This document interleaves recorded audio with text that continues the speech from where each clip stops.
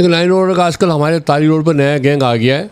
औरतों को road cross करवाता है रावी सेंटर से लेविस मॉल डॉलमेल मॉल पे आमने सामने जितने भी ताली रोड के रोड क्रॉस करते हुए वो जो उनको औरतें आती हैं रोड क्रॉस करती है, औरतों का पर्स निकाल देती है। अभी 3.5 लाख रुपए का मोबाइल निकाल लिया, पैसे निकाल देती है। ये एक हफ्ते से मुस्तकिल वारदात होती है।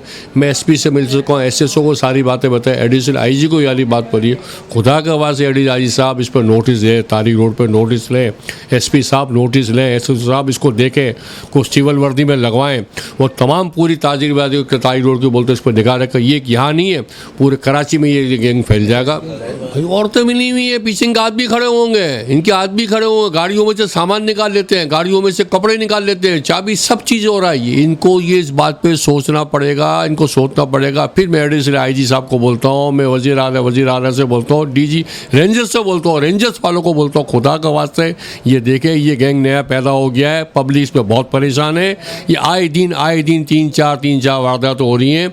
और मैंने एसएसओ को बोला, एसपी को बोला, एडिशनल आईजी को बोलता हूँ, आईजी साहब को बोलता हूँ, वज़ीर आला बोलता हूँ, डीजी रेंजर्स को इसको फौरन नहीं कंट्रोल करा होता जब यहाँ बहुत ज़्यादा मुसीबत आ जाएगी।